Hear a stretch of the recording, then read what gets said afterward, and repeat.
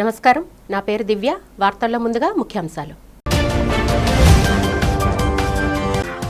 ముఖ్యమంత్రి చంద్రబాబు అధ్యక్షత అమరావతి సచివాలయంలో జరిగిన కేబినెట్ సమావేశంలో ముందుగా మహారాష్ట్ర డిప్యూటీ సీఎం మృతికి సంతాపం ఘటించిన మంత్రివర్గం.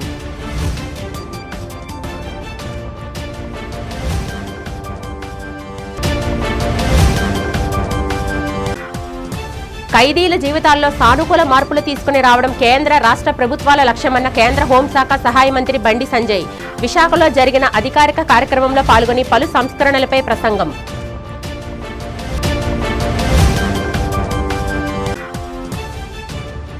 మాజీ ముఖ్యమంత్రి జగన్ అధ్యక్షతన తాడేపల్లి వైసీపీ కార్యాలయంలో జరిగిన భీమవరం నియోజకవర్గం ముఖ్య నాయకులు కార్యకర్తల సమావేశం. వైసీపీ శ్రేణులకు దశాదిశ నిర్దేశించిన జగన్.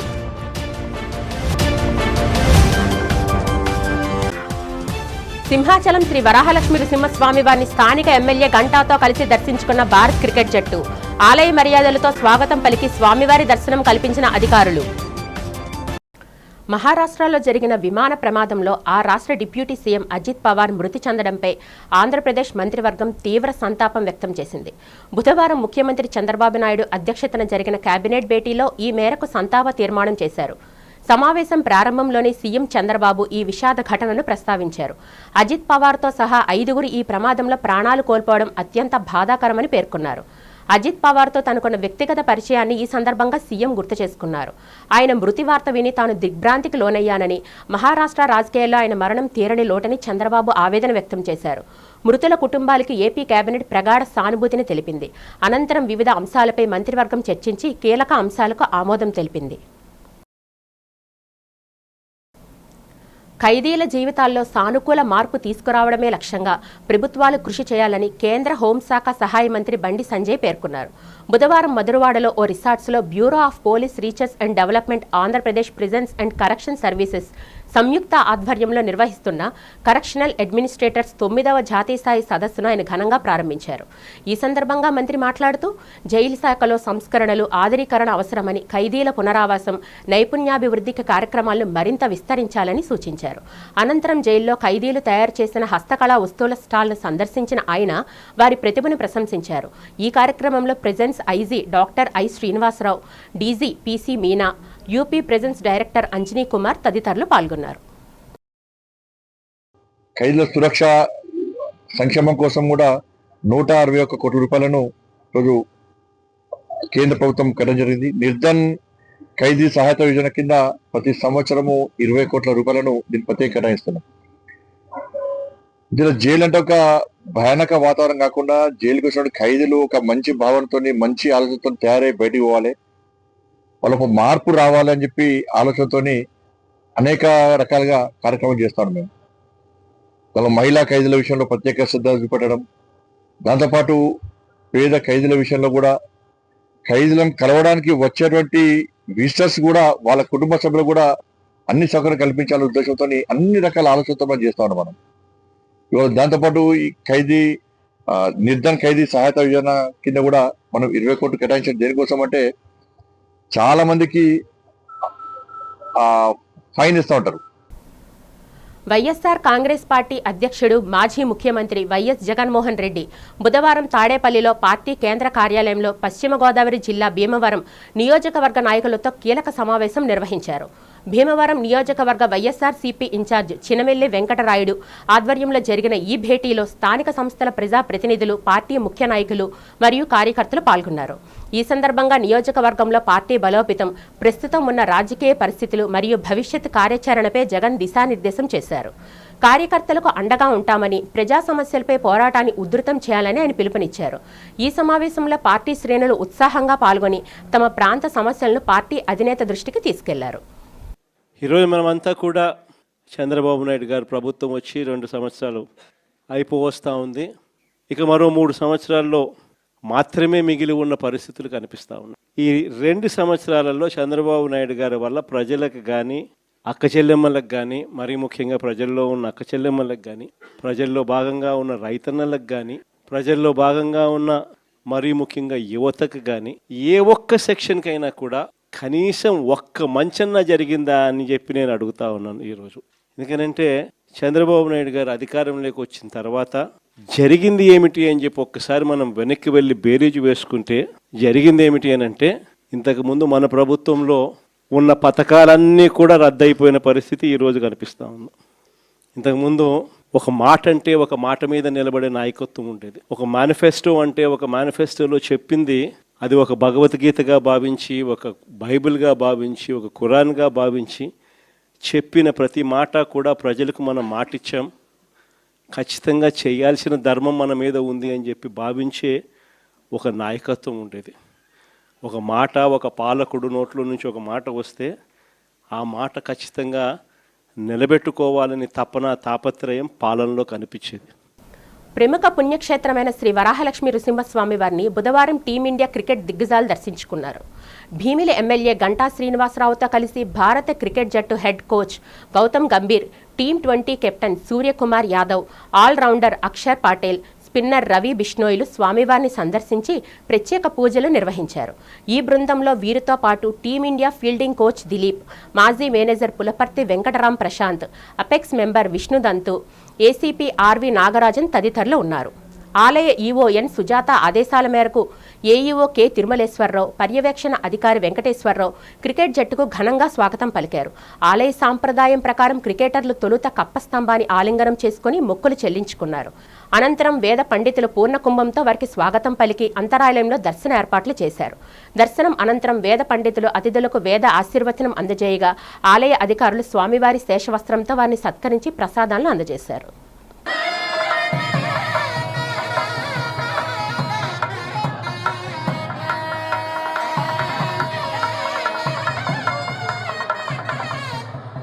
ధర్మకర్తల మండలి సభ్యులు ఆలయ అభివృద్ధికి, భక్తులకు సౌకర్యాల కల్పనకు కృషి చేయాలని విశాఖ తూర్పు నియోజకవర్గం శాసనసభ్యులు వెలగపూడి రామకృష్ణబాబు సూచించారు.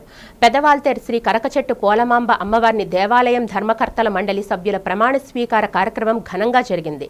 పెదవాల్తేరులోని అమ్మవారి ఆలయ ప్రాంగణంలో జరిగిన కార్యక్రమంలో మండలి సభ్యులచే ఎమ్మెల్యే వెలగపూడి ప్రమాణ స్వీకారం చేయించారు. అనంతరం సభ్యుల చైర్మన్ను ఎన్నుకున్నారు. ఈ సందర్భంగా ఎమ్మెల్యే వెలగపూడి మాట్లాడుతూ దేవునికి సేవ చేసే అదృష్టం అందరికీ దక్కదన్నారు.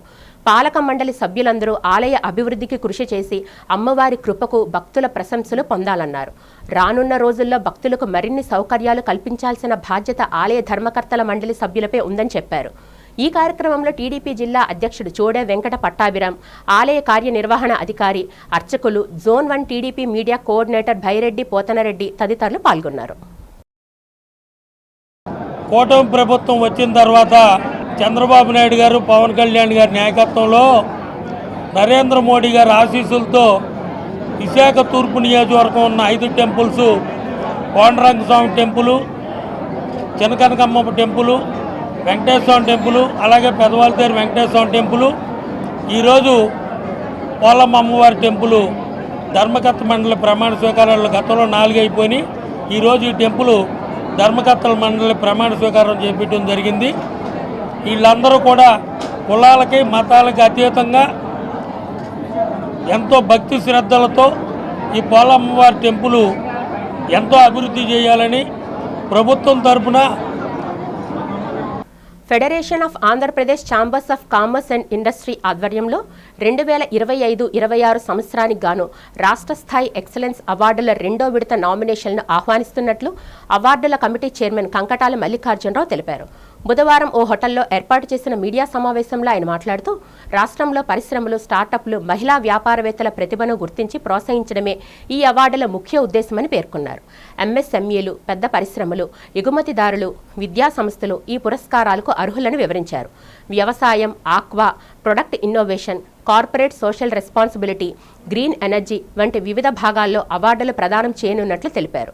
ఆసక్తి గల వారు ఫిబ్రవరి 25లోపు నామినేషన్లు సమర్పించాలని కోరారు. ఈ సమావేశంలో ఫాప్సీ అధ్యక్షుడు ఏ సత్యనారాయణ, ఉపాధ్యక్షుడు కిషోర్ కుమార్ తదితరులు పాల్గొన్నారు. Federation of Andhra Pradesh chamber of commerce and industry, that is FAPSI. I extend a warm welcome to all of you and thank the media fraternity for joining us today. For the benefit of everyone present here, let me briefly introduce about FAPSI. Following the bifurcation of the erstwhile United Andhra Pradesh into the 2 states of Telangana and Andhra Pradesh in 2014, the then existing chamber was reorganized into two independent federations. Accordingly, the Federation of Telangana Chamber of Commerce and Industry, FTCCI, and the Federation of Andhra Pradesh Chamber of Commerce and Industry, FAPSI, were formed as separate entities. FAPSI, a legacy institution with a proud history of 107 years, was formally registered as Section 8 company under the Indian Companies Act 2013 in July 2019 with its registered office at Visakhapatnam. In order to effectively serve members across all regions of the state, we have also established an office at Vijayawada. FAPSI has always been at the forefront of facilitating business, promoting trade, and contributing to the economic growth of the state and the nation. I stand before you as the chairman of this prestigious event of FAPSI Awards of Andhra Pradesh, and also I am the past president of this organization. As you all know, FAPSI is one of the most recognized organization in Andhra Pradesh and all over India for the activities what the government does and what the trader needs. We will be acting like a bridge. Now,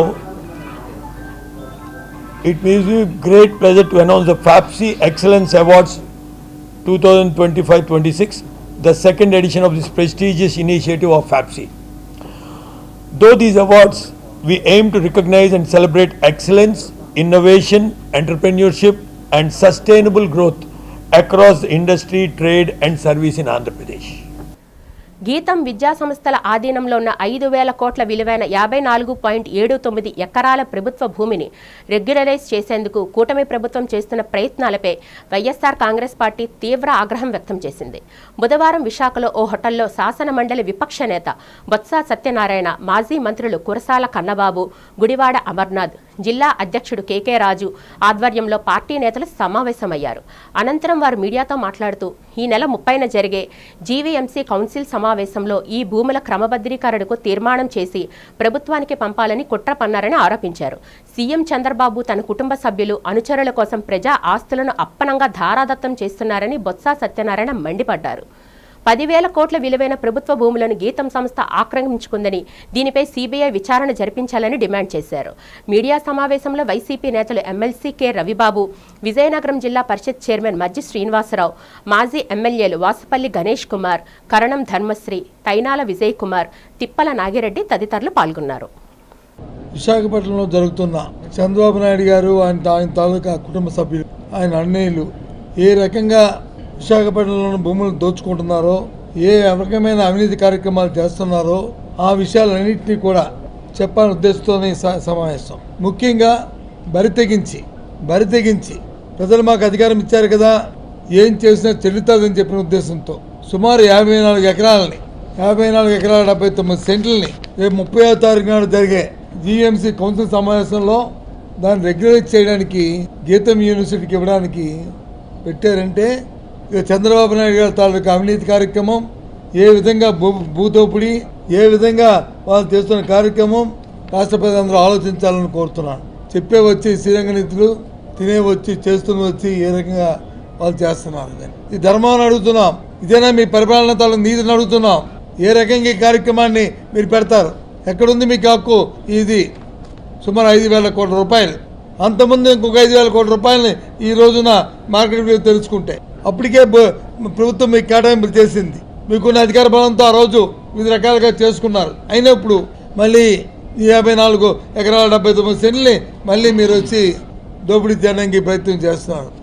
ఒక పేదవాడికి వచ్చి ఒక scent భూమి ఇస్తే, ఓ చిన్న ఇల్లు కట్టుకుంటే, లేదు ఇంటి పక్కన వచ్చి చిన్న ఆక్రమణ ఉంటే చట్టపరమైన తీసుకుని జీవీఎంసీ నుంచి తీసుకెళ్ళి చేస్తాం కదా, అమ్మమ్మ మీరు ఇది చేయడానికి వీళ్ళని చేస్తాం కదా. మరి ఏ రకంగా ఈ 54 ఎకరాలని ఏ రకంగా చేస్తాం? అది విశాఖపట్నం ఎంపీ స్వయాన చంద్రబాబు నాయుడు గారి కుమారుడు, విద్యాశాఖ మంత్రి లోకేష్ గారి తోడలుడు, వారి సంస్థకి 54 ఎకరాల చిల్లర, ఇంచుమించు 55 ఎకరాలు దారాదత్తం చేయడానికి కౌన్సిల్లో ఒక తీర్మానం పెట్టడానికి ఏర్పాట్లు చేశారు. ఇంచుమించుగా ఈ 55 ఎకరాల విలువ 5,000 కోట్లు ఉంటుందని అంచనా. కానీ గీతం సంస్థ పేరుతో చంద్రబాబు నాయుడు గారి కుటుంబం చేసిన కబ్జా మొత్తం విలువ 10,000 కోట్లు దాటిందనేది మా అంచనా. ఇంతకుముందే ఎకరం 18,000 చొప్పున దాదాపు 71 ఎకరాలు రెగ్యులరైజ్ చేసుకున్నారు చంద్రబాబు నాయుడు గారు ముఖ్యమంత్రిగా ఉండగా. ఆ రోజు కలెక్టర్లు ఒప్పుకోకపోతే వాళ్ళని బదిలీలు చేసి మధ్యలో కొంత భూమిని రెగ్యులరైజ్ చేసుకున్నారు. ఇంచుమించుగా 130 నుంచి 150 ఎకరాలు కొట్టేశారు. ఇప్పటికీ వాళ్ళ కబ్జా పెట్టింది గీతం పేరుతో ఇంచుమించుగా 130-140 ఎకరాలు. ఇంకా ఎంత ఉందో పక్కాగా సర్వే చేస్తే కానీ తెలీదు. దీని విలువ 10,000 కోట్లు ఉంటుంది. వీళ్ళొచ్చి ఈ రాష్ట్రం మొత్తానికి దేశం మొత్తానికి మన టీవీలో ప్రచారాలు ప్రవచనాలు చెప్తారు కదా, చాగంటి కోటేశ్వరరావు గారు, గరికపాటి నరసింహారావు గారు లాగా చంద్రబాబు నాయుడు ప్రవచనాలు చెప్తున్నాడు. ఆయన ప్రవచనాలు వింటే నిజంగా ఈయన పెద్ద ఈ రాష్ట్రానికి కస్టోడియన్ ఏమో, ఎవరికి ఒక అంగుళం భూమి పోకుండా కాపాడుతున్నాడేమో అనుకుంటాం. కానీ కొట్టేసేదంతా ఆ కుటుంబమే. రాష్ట్ర విద్యాశాఖ మంత్రి సలహాలు సూచనలతో రేపు 30వ తారీఖున జరుగుతున్న విశాఖపట్నం జీవీఎంసీ కార్పొరేషన్ కౌన్సిల్ సమావేశంలో దాన్ని ఎజెండా అంశం కింద పెట్టడం జరిగింది. దీన్ని గీతం యూనివర్సిటీకి సంబంధించిన భూముల బదలాయింపుని, ఈ భూముల్ని అప్పనంగా గీతం యూనివర్సిటీ కట్టబెట్టడాన్ని ఈ ప్రాంతంలో, ఈ నగరంలో ఉన్న ప్రజలే కాదు రాష్ట్ర వ్యాప్తంగా ఉన్న ప్రతి ఒక్కరూ కూడా ఈ అంశం తెలిసిన దగ్గర నుంచి ఇది అన్యాయం. ప్రజలు ఇచ్చిన అధికారాన్ని ప్రజా ప్రయోజనాల కోసం కాకుండా ప్రజల ఆస్తిని, ప్రభుత్వ ఆస్తిని కుటుంబ సభ్యులకి దారదత్తం చేయటం, అంతేకాకుండా ముఖ్యంగా ఈ ప్రాంతంలో ఉన్న ఈ ప్రాంతంలో విశాఖపట్నంలో ఉన్న ఎంపీకి సంబంధించిన కుటుంబానికి దారదత్తం చేయటం అనేది మనందరం కూడా ఖండించదగ్గ విషయం. ఎందుకంటే ఇక్కడ మీకు ప్రజలకు సేవ చేస్తారు, ఈ నగర అభివృద్ధికి తోడ్పడతారని మీరు గతంలో ఎన్నికలకు ముందు ఇచ్చిన హామీలు కానీ, మీరు చేసిన వాగ్దానాలు కానీ నమ్మి ప్రజలు మీకు ఓట్లేసి గెలిపిస్తే మీకున్న ప్రతి అధికారాన్ని ఎన్నికల్లో గెలిచిన మొదటి రోజు నుంచి ముఖ్యంగా విశాఖపట్నానికి సంబంధించిన ఎంపీ ఏ రోజు కూడా ఈ ప్రాంతాన జరుగుతున్న అన్యాయం పైన కానీ, గత కొన్ని నెలలుగా వేలాది కోట్ల రూపాయల భూముల్ని పప్పు బెల్లాల్లో 99 పైసలకి, ₹1 పప్పు బెల్లాలుగా ప్రైవేటు వ్యక్తులకి, ప్రైవేటు సంస్థలకి కట్టబెట్టే ప్రయత్నం చేస్తే దాన్ని ఈ ప్రాంతం తరపున ఈ ప్రాంతాల తరపున ప్రజాప్రతినిధిగా ఉన్న మీరు అడ్డుకోవాల్సింది పోయి, మీరు కూడా నలుగురితో పాటు నారాయణ చందంగా వారితో అందులో మీరు కూడా ఈ ల్యాండ్ స్కామ్స్లో మీరు కూడా భాగస్వాములు అవటాన్ని తీవ్రంగా ఖండిస్తున్నాం. కాబట్టి ఏదైతే వైఎస్ఆర్ కాంగ్రెస్ పార్టీ పెద్దలు శాసనమండలి ప్రతిపక్ష నేత బొత్స సత్యనారాయణ గారు, కురసాల కన్నబాబు గారు అందరూ కూడా ఈరోజు నిర్ణయం తీసుకుని ప్రజలు దీని మీద ఆందోళన చెందుతున్నారు. ఉత్తరాంధ్ర ప్రాంతానికి సంబంధించి ఈ మధ్యకాలంలో జరుగుతున్న ఈ భూ దోపిడీకి సంబంధించి అందరూ కూడా ఒక ఆశ్చర్యకరంగా ఇది ఏ విధంగా ఇది జరుగుతున్నాయని ఆందోళన చెందుతున్నారు. కాబట్టి ప్రజల పక్షాన మనం పోరాటం చేయాలి. ప్రజల పక్షాన మనం పోరాటం చేసే క్రమంలో మొట్టమొదటిగా రేపు జీవీఎంసీ కౌన్సిల్లో దీన్ని వ్యతిరేకిస్తూ వైఎస్ఆర్ కాంగ్రెస్ పార్టీ తరఫున తీర్మానం చేయడంతో పాటు కౌన్సిల్లో కానీ, కౌన్సిల్ బయట కానీ, లేకపోతే మిగతా ఇతర ప్రజా సంఘాలని కలుపుకుని ఒక కార్యాచరణ రూపొందించుకుని ఈ భూ అక్రమ దోపిడీని అడ్డుకట్ట వేసే వరకు వైఎస్ఆర్ కాంగ్రెస్ పార్టీ తరఫున మనం పోరాటం చేయాలని ఈరోజు నిర్ణయించడం జరిగింది. పాత్రికేయుల హక్కుల సాధన, సంక్షేమం విషయంలో రాజీ పడే ప్రసక్తి లేదని జాతీయ జర్నలిస్టుల సంఘం కార్యదర్శి గంట్ల శ్రీనుబాబు స్పష్టం చేశారు. పాత్రికేయుల హక్కుల సంరక్షణతో పాటు వారి సంక్షేమానికి తాము నిరంతరం పనిచేస్తున్నామని చెప్పారు. ఆంధ్రప్రదేశ్ వర్కింగ్ జర్నలిస్టుల ఫెడరేషన్ విశాఖ జిల్లా యూనిట్ చేపట్టిన కొత్త సభ్యత్వ నమోదు, పాత సభ్యుల సభ్యత్వ రెన్యువల్ కార్యక్రమాన్ని ఆయన ప్రారంభించారు. కలెక్టరేట్ ఆవరణలో గల ఏపీ ఎన్జీఓల సంఘ కార్యాలయంలో ఏపీడబ్ల్యూజేఎఫ్ ఈ కార్యక్రమాన్ని చేపట్టింది. ఈ సందర్భంగా జాతీయ జర్నలిస్టుల సంఘ కార్యదర్శి గంట్ల శ్రీనుబాబు, ఏపీడబ్ల్యూజేఎఫ్ విశాఖ జిల్లా యూనిట్ అధ్యక్షులు నారాయణ మాట్లాడారు. జర్నలిస్టులు ఎదుర్కొంటున్న సమస్యలను ప్రభుత్వాల దృష్టికి తీసుకువెళ్లి గతంలో ఎన్నో పరిష్కరించామని చెప్పారు. రాష్ట్ర ప్రభుత్వం పాత్రికేయులకు ఇళ్ల స్థలాలు, పక్కా గృహాలను మంజూరు చేయాలని డిమాండ్ చేశారు. జర్నలిస్టులకు ఆరోగ్య బీమా, పెన్షన్ సదుపాయాన్ని వర్తింపచేయాలన్నారు. ఈ కార్యక్రమంలో ఫెడరేషన్ నాయకులు మింది శ్రీనివాస్, కింతాడ మదన్, వారధి ప్రసాద్, దేవ త్రినాథ్ ప్రింట్, ఎలక్ట్రానిక్ మీడియాకి చెందిన జర్నలిస్టులు పాల్గొన్నారు. ఆంధ్రప్రదేశ్ వర్కింగ్ జర్నలిస్టుల ఫెడరేషన్ సభ్యత్వ మరియు రెన్యువల్స్ నమోదు కార్యక్రమం ఈరోజు విశాఖపట్నం జిల్లా కలెక్టర్ కార్యాలయం ప్రాంగణంలో ఉన్న ఏపీ ఎన్జిఓ హోంలో ఘనంగా ప్రారంభమైంది. మరి వారం రోజుల పాటు ఈ డ్రైవ్ని కొనసాగించనున్నాం. ఇందులో ప్రధానంగా విశాఖపట్నం జిల్లాలో ఉన్న వర్కింగ్ జర్నలిస్టులందరూ కూడా తమ సభ్యత్వాన్ని పునరుద్ధరించుకోవాలి. అలాగే కొత్తగా సభ్యత్వం తీసుకున్న వారు కూడా ఆధార్ కార్డు అలాగే వారి వివరాలతో ఇక్కడ నమోదు చేయించుకుంటే వారికి గుర్తింపు కార్డుతో పాటు ప్రత్యేకంగా యూనియన్కి సంబంధించిన ఈ వాహనాలకు మీద వేసుకునే స్టిక్కరు అలాగే వాళ్ళకి బ్యాడ్జీ వాళ్ళకి సంబంధించిన వివరాలను కూడా లేబర్ కార్యాలయంకి పంపించడం జరుగుతుంది. ఇందులో ప్రత్యేకంగా బలవంతం ఏమీ లేదు. మా యూనియన్లో ఆకర్షితులై మేము చేస్తున్న కార్యక్రమాల పట్ల ఎవరైతే ప్రత్యేకంగా ఇష్టపడి ఇందులో చేరుతారో వారిని మేము ఆహ్వానించడం జరిగింది. అలాగే ప్రభుత్వ పరంగా అమలు చేస్తున్న సంక్షేమ పథకాలు మాత్రమే మేము అమలు చేయగలం. ప్రత్యేకంగా మేమేమి ఎక్కడో వేరే కేంద్ర రాష్ట్ర ప్రభుత్వాల నుంచి తెచ్చి కొత్త పథకాలు అమలు చేయలేం. అయితే ప్రధానంగా ఎక్రిడేషన్లకు సంబంధించి ఈ ఏడాది అందరికీ ఇమ్మని చెప్పేసి ఇప్పటికే చెప్పి ఉన్నాం. కాబట్టి వీలైనంత ఎక్కువ మందికి ఎక్రిడేషన్ ఇవ్వాలని రేపు కూడా జరగనున్న జిల్లా కలెక్టర్ కార్యాలయంలో జరగనున్న ఎక్రిడేషన్ కమిటీలు కూడా కోరడం జరుగుతుంది. మరి మా వంతు మేము అందరికీ కూడా అర్హులైన వారందరికీ కూడా ప్రభుత్వ పరంగా ఇచ్చే ఎక్రిడేషన్ సదుపాయం కల్పించాలని అలాగే ఇతర రాష్ట్రాల్లో అమలవుతున్న పెన్షన్ సదుపాయం కల్పించాలని అలాగే హెల్త్ ఇన్సూరెన్సు ప్రమాద బీమా పాలసీల పునరుద్ధరణ ప్రత్యేకంగా ఎన్నో ఏళ్ళుగా సాకారం కాకుండా పెండింగ్లో ఉన్న ఇళ్ల స్థలాల సమస్యను పరిష్కరించాలని 2026కు సంబంధించి మెంబర్షిప్ డ్రైవ్ రెన్యువల్ కార్యక్రమం ప్రారంభించింది. మన జాతీయ జర్నలిస్టుల సంఘం కార్యదర్శి గంట శ్రీనిబాబు గారి చేతుల మీదుగా ఈ కార్యక్రమం ప్రారంభించాం. శ్రీనివాస్ గారు, మదన్ గారు, మన శివప్రసాద్, ఈశ్వర వీళ్ళంతా ఒక టీమ్గా ఏర్పడి ఈ కార్యక్రమం మొదలుపెట్టి చాలా ఉత్సాహంగా ఈరోజు మొదటి రోజే మెంబర్స్ చాలా ఉత్సాహంగా పార్టిసిపేట్ చేశారు. 1 వీక్ ఈ ఎన్జిఓ హోంలోనే ఈ కార్యక్రమం జరుగుతుంది. ప్రతి ఒక్కరు ఈ అవకాశం వినియోగించుకోవాలి. భవిష్యత్తులో మనం చేపట్టబోయే అన్ని కార్యక్రమాల్లో కూడా ప్రతి సభ్యుడు పాల్గొని ఫెడరేషన్ బలోపేతానికి తమ వంతు కృషి చేయాలని ఈ సందర్భంగా అందరికీ విజ్ఞప్తి చేస్తాం. విశాఖ రూరల్ మండలం ఎండాడ రుషికొండ పరిధిలో గీతం విశ్వవిద్యాలయం జిన్సర్ ఆసుపత్రి యాజమాన్యం అక్రమణలో ఉన్న సుమారు 54 ఎకరాల 79 సెంట్ల విలువైన ప్రభుత్వ భూములను తక్షణమే స్వాధీనం చేసుకోవాలని సిపిఐ జిల్లా కార్యవర్గ సభ్యుడు మరిపిల్లి పైడిరాజు డిమాండ్ చేశారు. ఈ నెల 30న జరగనున్న జీవీఎంసీ కౌన్సిల్ సమావేశంలో ఈ భూములను క్రమబద్ధీకరించేందుకు ప్రయత్నాలు జరుగుతున్నాయని ఇది అత్యంత అప్రజాస్వామ్యమని విమర్శించారు. ప్రజాప్రతినిధులుగా ఉన్నవారు ప్రభుత్వ ఆస్తులను కాపాడాల్సింది పోయి అధికార బలంతో తమ సొంత సంస్థల కోసం వీటిని వశపరచుకోవడం అన్యాయమన్నారు. ఈ అక్రమ క్రమబద్ధీకరణ ప్రయత్నాలపై ఇప్పటికే జిల్లా కలెక్టర్కు ఈమెయిల్ ద్వారా ఫిర్యాదు చేశామని ఆయన తెలిపారు. రాజకీయ పార్టీలు, ప్రజా సంఘాలు ఈ చర్యను తీవ్రంగా వ్యతిరేకిస్తున్నాయని ప్రభుత్వం తక్షణమే స్పందించి ఆ భూములను ప్రజా అవసరాల కోసం వినియోగించాలని ఆయన కోరారు. విశాఖపట్నం జిల్లా విశాఖపట్నం రూరల్ మండలం గీతం విశ్వవిద్యాలయం గీతం హాస్పిటల్ పరిధిలో ఎండాడ రుషికొండ గ్రామాల సర్వే నెంబర్లో 2 గ్రామాల సర్వే నెంబర్లో 54 ఎకరాల 79 సెంట్ల భూమి, ఇది చాలా అత్యంత విలువైన ప్రభుత్వ భూమిని గీతం జిన్సర్ హాస్పిటల్కి ఆధీనంలో ఉంది, ఆక్రమణలో ఉంది చాలా ఏళ్ళుగా.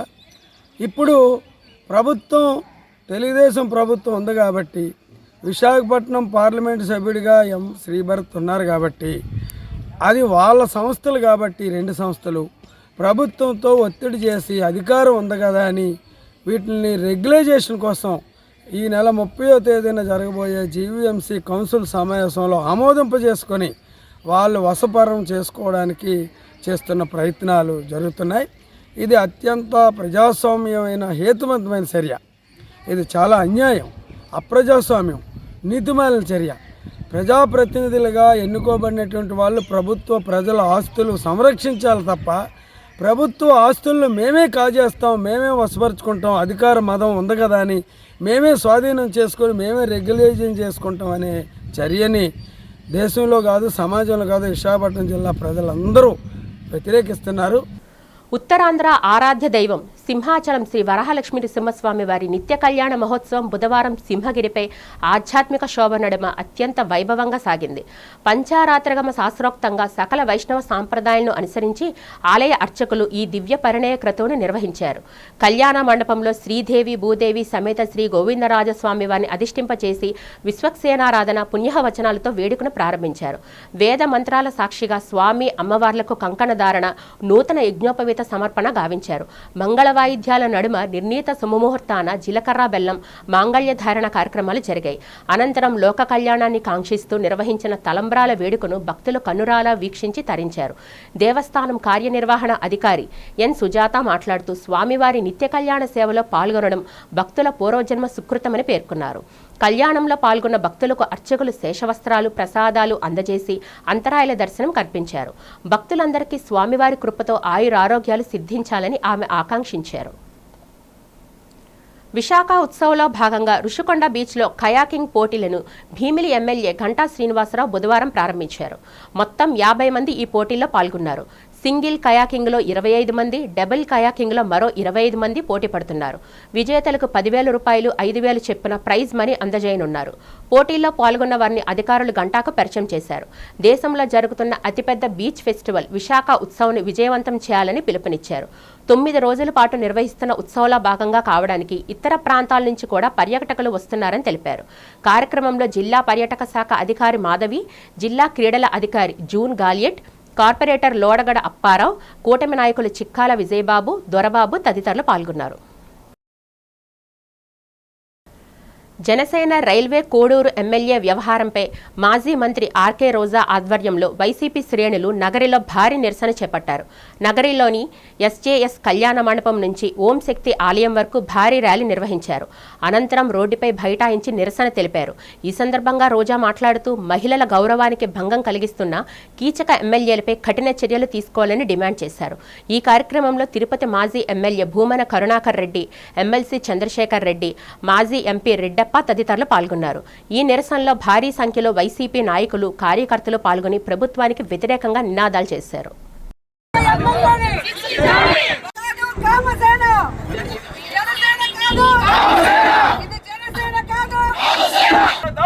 తనపై వస్తున్న ఆరోపణలను రైల్వే కోడూరు జనసేన ఎమ్మెల్యే అరవ శ్రీధర్ తీవ్రంగా ఖండించారు. తన రాజకీయ ప్రస్థానంలో ఎన్నడూ లేని విధంగా ఉద్దేశపూర్వకంగానే తనపై మచ్చ వేసే ప్రయత్నం చేస్తున్నారని ఆయన ఆవేదన వ్యక్తం చేశారు. బుధవారం ఆయన మీడియాతో మాట్లాడుతూ తనపై ఒక మహిళ చేస్తున్న ఆరోపణల్లో ఏమాత్రం నిజం లేదని, అవన్నీ సృష్టించిన ఫేక్ వీడియోలని స్పష్టం చేశారు. గత 6 నెలలుగా కొందరు వ్యక్తులు తనను మానసికంగా వేధిస్తున్నారని, దీనిపై ఇప్పటికే తన తల్లి పోలీసులకు ఫిర్యాదు చేసిన విషయాన్ని ఆయన గుర్తు చేశారు. రాజకీయంగా ఎదుర్కొనలేక ఇలాంటి దుష్ప్రచారానికి తెరలేపారని మండిపడ్డారు. ఈ వ్యవహారంపై న్యాయస్థానంలో తేల్చుకుంటానని, తనను ఇబ్బంది పెట్టిన వారిని చట్టపరంగా వదిలే ప్రసక్తి లేదని శ్రీధర్ హెచ్చరించారు. మార్నింగ్ నుంచి ఏదైతే నా మీద తప్పుడు ప్రచారం, అదేవిధంగా తప్పుడు ఫేక్ డీప్ వీడియోలు ప్రచారం చేస్తున్నారో దానికి నేను సూటిగా వాళ్ళనే క్వశ్చన్ అడుగుతున్నాను. నేను 2021 నుంచి సర్పంచ్గా 3 years కంటిన్యూగా సర్పంచ్గా పనిచేశాను. సర్పంచ్గా పనిచేసేటప్పుడు నా విలేజ్లో కావచ్చు, లేకపోతే పక్క పంచాయతీలు కావచ్చు, మండలంలో కావచ్చు, ఏ రోజైనా శ్రీధర్ ఇలాంటి తప్పులు చేస్తాడు, శ్రీధర్ పలానా తప్పులు చేస్తాడు, తప్పుడు వ్యక్తి అని నిరూపించండి. అదేవిధంగా ఈరోజు మా జనసేన పార్టీ అధ్యక్షులు శ్రీ గౌరవ ఉప ముఖ్యమంత్రి కళ్యాణ్ సార్ దగ్గర ఆయన అడుగుజాల్లో నడుస్తూ ఆయన పనితీరుపై దృష్టి పెట్టి ఆయన ఎట్లయితే ప్రజలకు సేవ చేస్తున్నాడో అంతటికన్నా కొంచెం ఆయన దాంట్లో 1% ప్రజలకు సేవ చేస్తూ నా రైల్వే కోడూరు నియోజకవర్గంలో నేను పని చేస్తుంటే నాపైనే ఈ విధంగా దుష్ప్రచారం స్టార్ట్ చేయడం జరిగింది. ఏదైతే నేను ఈ videos fake deep videos morning నుంచి ఫేక్ అని చెప్తున్నారో దానికి నేను సూటిగా మరొకసారి వాళ్ళని అడుగుతున్నాను. ఈ 1.5 year నుంచి నేను చేసిన అంటున్నారు కదా, నేను లాస్ట్ 6 months నుంచి నన్ను ఇట్లే హరాస్మెంట్ చేస్తా ఉంటే మా అమ్మ వెళ్ళి పోయి పోలీస్ కంప్లైంట్ కూడా ఇచ్చింది. వార్తలు ముగించే ముందు ముఖ్యాంశాలు మరొకసారి చూద్దాం. ముఖ్యమంత్రి చంద్రబాబు అధ్యక్షత అమరావతి సచివాలయంలో జరిగిన కేబినెట్ సమావేశంలో ముందుగా మహారాష్ట్ర డిప్యూటీ సీఎం మృతికి సంతాపం ఘటించిన మంత్రివర్గం.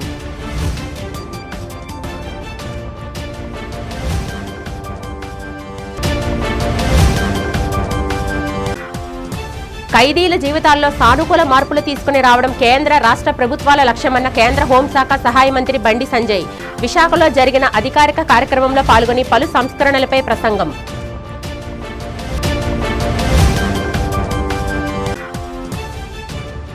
మాజీ ముఖ్యమంత్రి జగన్ అధ్యక్షతన తాడేపల్లి వైసీపీ కార్యాలయంలో జరిగిన భీమవరం నియోజకవర్గం ముఖ్య నాయకులు కార్యకర్తల సమావేశం. వైసీపీ శ్రేణులకు దశాదిశ నిర్దేశించిన జగన్.